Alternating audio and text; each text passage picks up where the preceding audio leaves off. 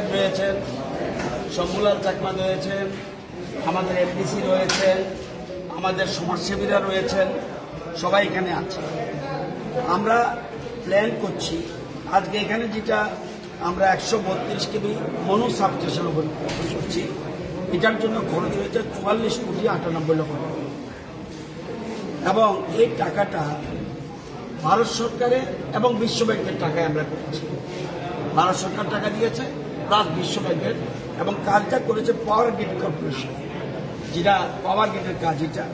তো এখানে শুধুমাত্র নিচে নয়, 132 সাবস্টেশনের সাথে উপরে দ্বিতল কন্ট্রোল রুম, এটা ম্যান হ্যান্ডলিং না, এটা পুরা মেশিনে সমস্ত কিছু দিক নির্দেশন চলবে। এখন সব আধুনিক সিস্টেম।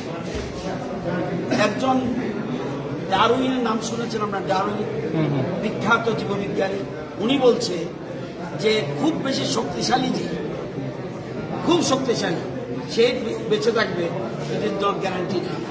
খুব বুদ্ধিমান সে বেঁচে থাকবে, এটাও গ্যারান্টি নেই। তাহলে বেঁচে থাকবে কারা? বেঁচে থাকবে নতুন নতুন প্রযুক্তির সাথে যারা মিলে চলতে পারবে, তারাই বেঁচে থাকবে। নতুন নতুন প্রযুক্তি, নতুন নতুন যা কিছু আছে। এখন আগের মতো আপনারা জানেন ক্যাশলেস নেই, এখন ক্যাশলেস সিস্টেম।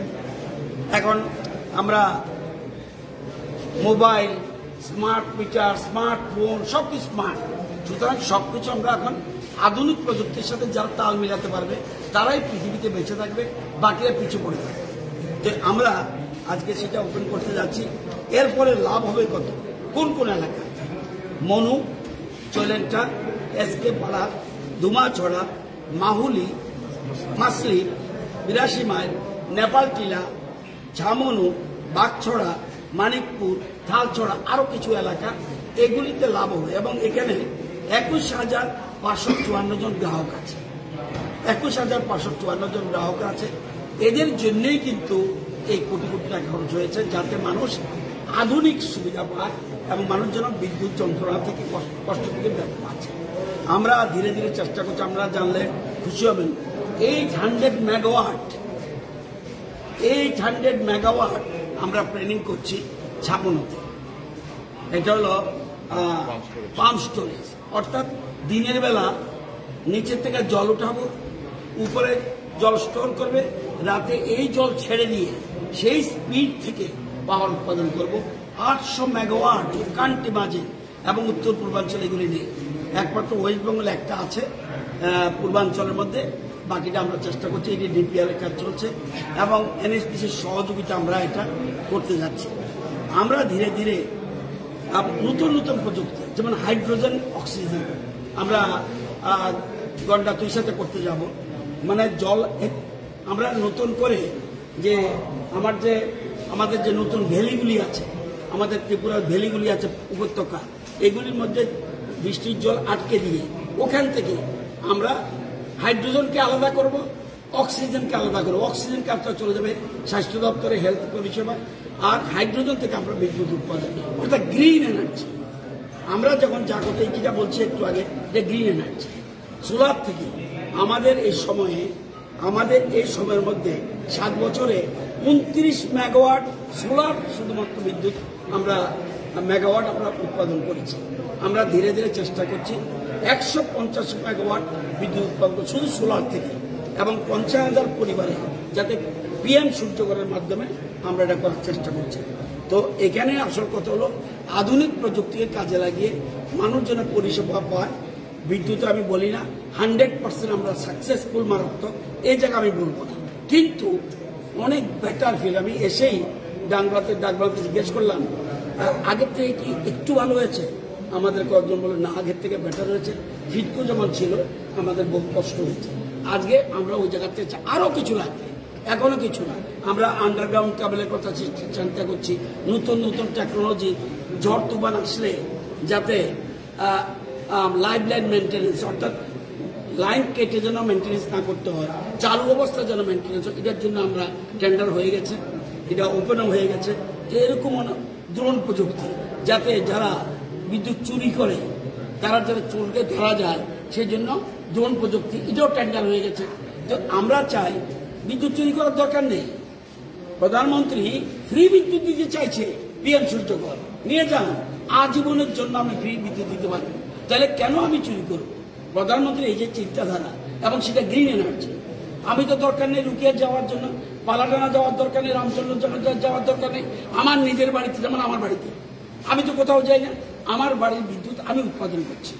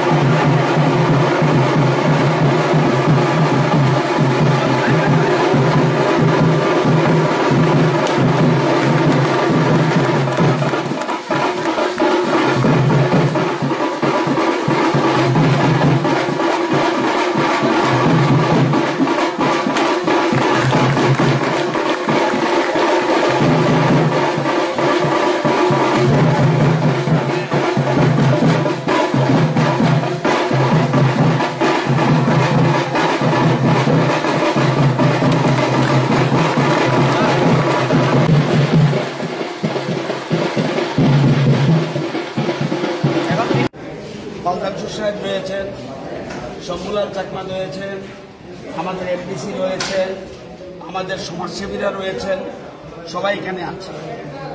আমরা প্ল্যান করছি আজকে এখানে যেটা আমরা 132 কেবি মনু সাবস্টেশন ওপেন করছি, এটার জন্য খরচ হয়েছে 44,98 লক্ষ টাকা, এবং এই টাকাটা ভারত সরকারের এবং বিশ্ব ব্যাংকের টাকায় আমরা করছি। ভারত সরকার টাকা দিয়েছে প্লাস বিশ্ব ব্যাংকের, এবং কাজটা করেছে পাওয়ার গ্রিড কর্পোরেশন, যেটা পাওয়ার গ্রিডের কাজ এটা। তো এখানে শুধুমাত্র নিচে নয়, 132 সালের সাথে উপরের দ্বিতল কন্ট্রোল রুম, এটা ম্যান হ্যান্ডলিং না, এটা পুরা মেশিনে সমস্ত কিছু দিক নির্দেশে চলবে। এখন সব আধুনিক সিস্টেম। একজন ডারউইনের নাম শুনেছেন আমরা, ডারউইন বিখ্যাত জীববিজ্ঞানী, উনি বলছে যে খুব বেশি শক্তিশালী, যে খুব শক্তিশালী সে বেঁচে থাকবে, এটার জন্য গ্যারান্টি নেই। খুব বুদ্ধিমান সে বেঁচে থাকবে, এটাও গ্যারান্টি নেই। তাহলে বেঁচে থাকবে কারা? বেঁচে থাকবে নতুন নতুন প্রযুক্তির সাথে যারা মিলে চলতে পারবে, তারাই বেঁচে থাকবে। নতুন নতুন প্রযুক্তি, নতুন নতুন যা কিছু আছে। এখন আগের মতো আমরা জানেন ক্যাশলেস নেই, এখন ক্যাশলেস সিস্টেম। এখন আমরা মোবাইল, স্মার্ট মিটার, স্মার্টফোন, সবকিছু স্মার্ট। সুতরাং সবকিছু আমরা এখন আধুনিক প্রযুক্তির সাথে যারা তাল মিলাতে পারবে, তারাই পৃথিবীতে বেঁচে থাকবে, বাকিরা পিছু পড়ে থাকবে। তো আমরা আজকে সেটা ওপেন করতে যাচ্ছি। এর ফলে লাভ হবে কত, কোন কোন এলাকা? মনু, চলেন্টা, এসকে পাড়া, ধুমাছড়া, মাহুলি, মাসলি, 82 মাইল, নেপাল টিলা, ঝামনু, বাগছড়া, মানিকপুর, থালছড়া, আরো কিছু এলাকা, এগুলিতে লাভ হবে। এবং এখানে 21,554 জন গ্রাহক আছে। 21,554 জন গ্রাহক আছে। এদের জন্যই কিন্তু এই কোটি কোটি টাকা খরচ হয়েছে, যাতে মানুষ আধুনিক সুবিধা পায় এবং মানুষ যেন বিদ্যুৎ যন্ত্রণা থেকে কষ্ট থেকে পাচ্ছে। আমরা ধীরে ধীরে চেষ্টা করছি, আমরা জানলে খুশি হবেন, 800 মেগাওয়াট আমরা প্ল্যানিং করছি ছাপনাতে। এটা হলো পাম্প স্টোরেজ, অর্থাৎ দিনের বেলা নিচের থেকে জল উঠাবো, উপরে জল স্টোর করবে, রাতে এই জল ছেড়ে দিয়ে সেই স্পিড থেকে পাওয়ার উৎপাদন করব। 800 মেগাওয়াট কান্টি মাঝে এবং উত্তর পূর্বাঞ্চল এগুলি নিয়ে। একমাত্র ওয়েস্ট বেঙ্গল একটা আছে পূর্বাঞ্চলের মধ্যে, বাকিটা আমরা চেষ্টা করছি। এটি ডিপিআর এর কাজ চলছে এবং এনএসপিসির সহযোগিতা আমরা এটা করতে যাচ্ছি। আমরা ধীরে ধীরে নতুন নতুন প্রযুক্তি, যেমন হাইড্রোজেন অক্সিজেন, আমরা গন্ডা তুই সাথে করতে যাব। মানে জল আমরা নতুন করে যে আমাদের যে নতুন ভ্যালিগুলি আছে, আমাদের ত্রিপুরার ভ্যালিগুলি আছে উপত্যকা, এগুলির মধ্যে বৃষ্টির জল আটকে দিয়ে ওখান থেকে আমরা হাইড্রোজেনকে আলাদা করব, অক্সিজেনকে আলাদা করবো। অক্সিজেন কাজটা চলে যাবে স্বাস্থ্য দপ্তরে, হেলথ পরিষেবা, আর হাইড্রোজেন থেকে আমরা বিদ্যুৎ উৎপাদন, অর্থাৎ গ্রিন এনার্জি। আমরা যখন যা করতে যেটা বলছি একটু আগে, যে গ্রিন এনার্জি সোলার থেকে আমাদের এই সময়ের মধ্যে 7 বছরে 29 মেগাওয়াট সোলার শুধুমাত্র বিদ্যুৎ মেগাওয়াট আমরা উৎপাদন করেছি। আমরা ধীরে ধীরে চেষ্টা করছি 150 মেগাওয়াট বিদ্যুৎ উৎপাদন শুধু সোলার থেকে, এবং 50,000 পরিবারে যাতে PM সূর্যঘরের মাধ্যমে আমরা এটা করার চেষ্টা করছি। তো এখানে আসল কথা হলো আধুনিক প্রযুক্তিকে কাজে লাগিয়ে মানুষ যেন পরিষেবা পায়।